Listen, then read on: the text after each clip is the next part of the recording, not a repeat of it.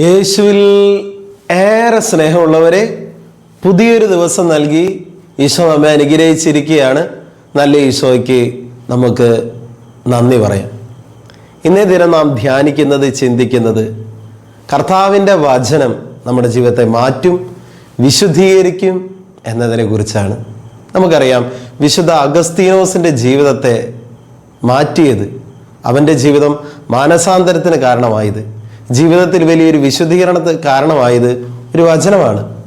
വിശുദ്ധ പൗലോസ്ലീഹ റോമാക്കാർക്ക് എഴുതിയ ലേഖനം 13-ാം അധ്യായം 13ഉം 14ഉം തിരുവചന ഭാഗങ്ങൾ പകലിന് യോജിച്ച വിധം നമുക്ക് പെരുമാറാം. സുഗലോലുപതയിലോ മദ്യലഹരിയിലോ അവിഹിത വേഴ്ചയിലോ വിഷയാസക്തിയിലോ കലഹങ്ങളിലോ അസൂയയിലോ വ്യാപരിക്കരുത്. പ്രത്യുത കർത്താവായി യേശുക്രിസ്തുവിനെ ധരിക്കുവിൻ. ദുർമോഹങ്ങളിലേക്ക് നയിക്കത്തക്ക വിധം ശരീരത്തെപ്പറ്റി ചിന്തിക്കാതിരിക്കുവിൻ. പ്രിയപ്പെട്ടവരെ, ഈ വചനം വിശുദ്ധ അഗസ്തീനോസിനെ സ്പർശിച്ചപ്പോൾ അവൻ്റെ ജീവിതത്തിൽ മാനസാന്തരമുണ്ടായി, വിശുദ്ധീകരണമുണ്ടായി. എന്നെ കേട്ടുകൊണ്ടിരുന്ന പ്രിയപ്പെട്ട മകനെ, മകളെ, കർത്താവിൻ്റെ വചനം വായിച്ചാൽ, ധ്യാനിച്ചാൽ നമ്മുടെ ജീവിതത്തിൽ വലിയ മാനസാന്തരം ഉണ്ടാകും, വലിയ വിശുദ്ധീകരണം സംഭവിക്കും, വലിയ മാറ്റം സംഭവിക്കും. വിശുദ്ധ യോഹന്നാന്റെ സുവിശേഷം 15-ാം അധ്യായം 3-ാം തിരുവചനം, ഞാൻ നിങ്ങളോട് പറഞ്ഞ വചനം നിമിത്തം നിങ്ങൾ ശുദ്ധിയുള്ളവരായിരിക്കുന്നു.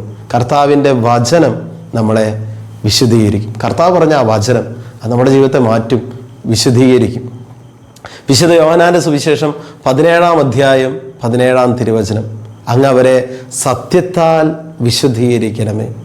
അങ്ങയുടെ അവിടുത്തെ വചനമാണ് സത്യം എന്ന് കർത്താവിൻ്റെ വചനം പറയണം. അപ്പോൾ വചനത്താലാണ് ദൈവം അവരെ വിശുദ്ധീകരിക്കുന്നത്.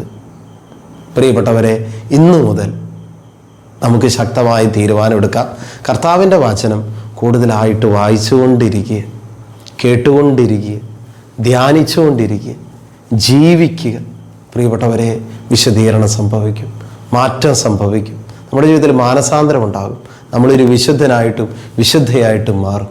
കർത്താവിൻ്റെ വചനം നമ്മളെ വിശുദ്ധീകരിക്കുന്നതാണ്. കൃപയ്ക്ക് വേണ്ടി പ്രാർത്ഥിക്കുക. നല്ല ഈശോയെ, ഈ സന്ദേശം കേട്ടുകൊണ്ടിരിക്കുന്ന ഓരോ മക്കളെയും ആശീർവദിച്ച് അനുഗ്രഹിക്കണമേ എന്ന് പ്രാർത്ഥിക്കുന്നു. വചനമായി ഈശോയെ ഞങ്ങളെ വിശുദ്ധീകരിക്കണമേ. ഞാൻ നിങ്ങളോട് പറഞ്ഞ വചന നിമിത്തം നിങ്ങൾ ശുദ്ധിയുള്ളവരായിരിക്കുന്നു. ഈ വചനത്തിൽ കർത്താവ് വലിയൊരു വിശുദ്ധീകരണം ഞങ്ങൾക്ക് നൽകണമേ. യേശുവിൻ്റെ അധികാരമുള്ള നാമത്തിൽ വചനം കൂടുതലായിട്ട് വായിക്കുവാൻ, ധ്യാനിക്കുവാൻ, ജീവിക്കുവാൻ ഞങ്ങളെ അനുഗ്രഹിക്കണമേ. അതിനുള്ള കൃപയ്ക്ക് വേണ്ടി വരെ ഞാൻ ആശീർവദിച്ച് അനുഗ്രഹിക്കുന്നു, ഇപ്പോഴും എപ്പോഴും എന്നേക്കും. ആമേൻ.